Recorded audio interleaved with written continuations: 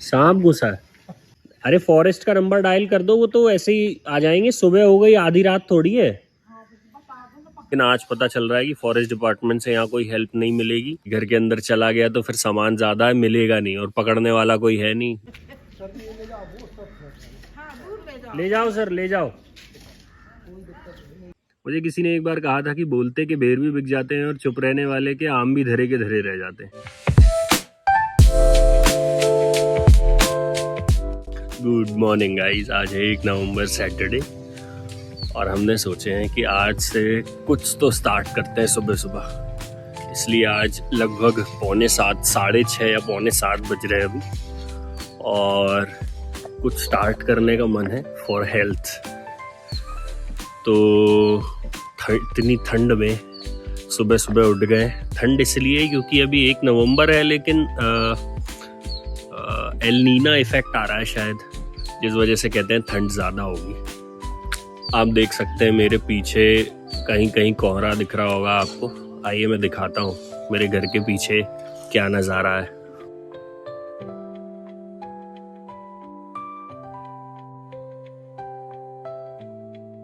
सामने कॉलोनी है और पीछे ऐसा खेत है।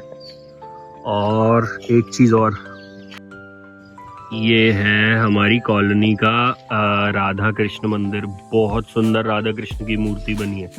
मैंने अभी कुछ देर पहले ठंड बढ़ने का कारण एल नीना इफेक्ट बताया। वो एल नीना इफेक्ट नहीं है, वो ला नीना इफेक्ट है। ला नीना इफेक्ट क्या होता है? पैसिफिक ओशन में ठंड बढ़ जाती है और उसकी ठंडी हवा साउथ ईस्ट एशिया को अफेक्ट करती है। साउथ ईस्ट एशिया मतलब उसमें इंडिया भी आएगा।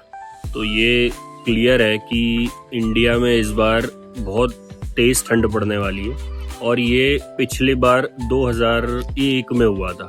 चलिए वो स्टार्ट करते हैं, जिस वजह से इतनी सुबह उठे हैं। मेरे पीछे थोड़ा सा हॉर्न सुने होंगे आपने बस का। ये वो बस है जिससे मैं आता हूँ सुबह सुबह। जब मैं बस से आता हूँ तो रात को SMT से बैठता हूँ 11:30 बजे, और लगभग 7:40 पे यहाँ कुंडम छोड़ती है वो बस। मतलब जबलपुर में उतर के बस चेंज करना पड़ता है। 5 बजे बस जबलपुर से निकलती है, 7:40 पे यहाँ छोड़ती है, 6:40 पे सॉरी। सांप घुसा है? कहाँ, अंदर घर पे है? तो चिमटे से उठा दो। नहीं, मारना नहीं सांप को। आप सुनो तो 112 नंबर डायल कर दो, वो आएंगे, और या तो फॉरेस्ट का नंबर होगा वो डायल कर दो। अरे फॉरेस्ट का नंबर डायल कर दो, वो तो ऐसे ही आ जाएंगे। सुबह हो गई, आधी रात थोड़ी है। मैं आपको अपनी गाड़ी दिखाने के लिए यहाँ आया और पता चला कि सामने सांप आया है। ये बड़ी बात है, आज पता लगी। मुझे लगा कि कभी कोई सांप आ गया तो फॉरेस्ट डिपार्टमेंट से कोई हेल्प मिलेगी, लेकिन आज पता चल रहा है कि फॉरेस्ट डिपार्टमेंट से यहाँ कोई हेल्प नहीं मिलेगी। हम कौन से गांव में रहते हैं ये आज हमें और समझ में आ रहा है। कितने इंटीरियर में रह रहे हैं हम। खैर अभी फ़ोन नहीं किए हैं, पर बाजू वाले बता रहे हैं कि फॉरेस्ट डिपार्टमेंट कोई हेल्प नहीं करता। वो तो ऐसा है कि किसी की दुकान में कोई लड़का काम करे, पकड़ ले तो की बात अलग है। वो घबरा रहे हैं कि घर के अंदर अगर चला गया तो दिक्कत हो जाएगी। घर के अंदर चला गया तो फिर सामान ज़्यादा है, मिलेगा नहीं, और पकड़ने वाला कोई है नहीं। अगर अभी दरवाजे पे है तो सोच रहे हैं कि पकड़ के बाहर करें कि मार दें। पकड़ने में भी डर लग रहा है क्योंकि जहरीला सांप है कह रहे हैं। वो पहचानते हैं कि कौन सा सांप है, और पकड़ के बाहर कर देंगे तो सामने हमारा भी घर है।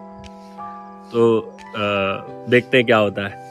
खैर अपन जिसके लिए सुबह जल्दी उठे थे, योगा, सोचता हूँ 5 मिनट तो करूँ। योगा गया भाड़ में अभी, तो ये देखने में एक्साइटमेंट हो रही है। अरे इधर मत डालो, ले जाओ सर, ले जाओ।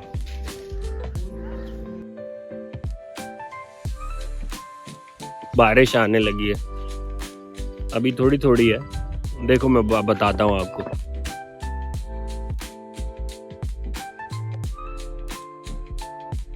दिसंबर जनवरी में इससे ज़्यादा होता है। ये वाला जो फेंस है ना, वो तक नहीं दिखता है दिसंबर में।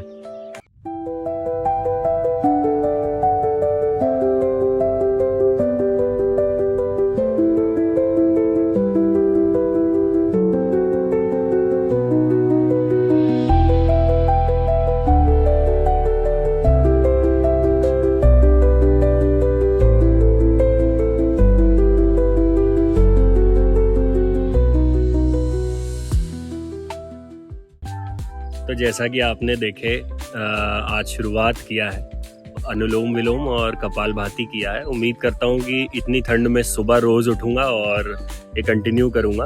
अभी मैं सोच रहा था कि नीचे चल के नाश्ता करता हूँ, लेकिन आज 11 है और आज बड़ी 11 है, तो फास्ट रखना पड़ेगा। देव उठनी 11 है आज, तो जिस कारण फास्ट रखना पड़ेगा। तो आज साबूदाना खाने मिलेगा।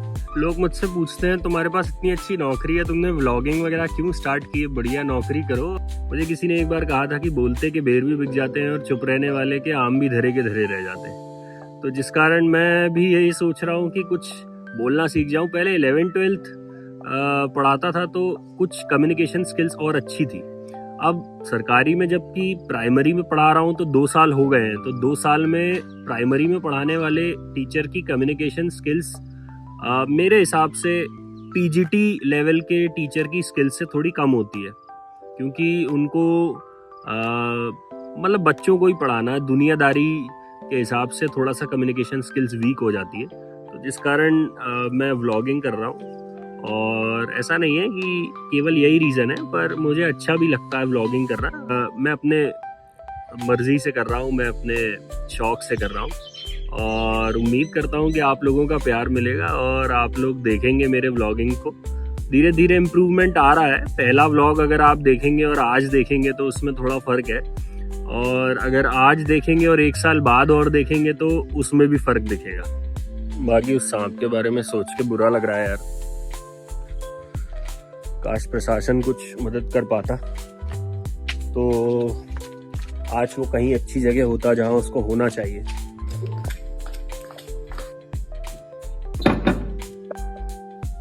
वैसे ना इंसान की इच्छाओं की कोई सीमा नहीं होती। जैसे 2021 में मैंने एक बाइक लिया और बाइक लेके बहुत खुश हुआ। 2025 तक आते आते मुझे ऐसा लगने लगा कि मुझे मेरे पास खुद की कार होनी चाहिए, तो ये मेरी कार खड़ी है। पर अब जो है मुझे एक बाइक और पसंद आ गई। मेरी 2021 में ली हुई बाइक बहुत अच्छी चल रही है, बहुत बढ़िया है, और ज़्यादा 20-22 हज़ार चली है। 20-22 हज़ार में मेरे पीछे का टायर घिस गया था। ये रखा हुआ है वो टायर जो घिस चुका था। साइड से ग्रिप्स हैं, लेकिन ये यहाँ से घिस गया था, तो बहुत बार पंचर हो रहा था। तो फिर मैंने ये भी नया टायर परसों ही लगवाया है। और मेरी एक और इच्छा उत्पन्न हुई है कि मेरे को एक अभी बाइक चाहिए। खैर पता है कि वो मैं नहीं लूँगा, पूरी नहीं होगी और पूरी करना उचित भी नहीं है, बट कहने का मतलब यही है कि व्यक्ति की इच्छाओं का कोई सीमा नहीं है। कहते हैं ना, जो ना मिले तो सोना है और मिल जाए तो मिट्टी है। और उस बाइक का इतना क्रेज है कि मैंने उस बाइक को अपने वॉलपेपर पे भी लगा लिया है। मुझे पता है ये इच्छा पूरी नहीं होने वाली है, इस कारण मैं आपको बता रहा हूँ, क्योंकि मुझे ये इच्छा पूरी करनी भी नहीं है। क्योंकि मेरे पास एक बहुत अच्छी बाइक है और उसी को मैं अब आगे तक चलाऊंगा। और ज़रूरी भी है, किसी भी चीज़ को बहुत जल्दी बेच देना या बहुत जल्दी अबंडन कर देना ठीक भी नहीं है। कार की EMI जाने में 3 महीना नहीं हुआ है और 3 लाख की बाइक पसंद कर रहा है आपका दोस्त।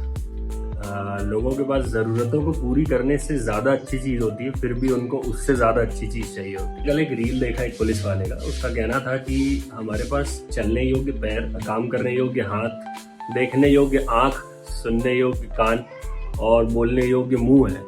जीने के लिए केवल उतना ही चाहिए, एक अच्छा शरीर चाहिए जिससे हम काम कर पाए।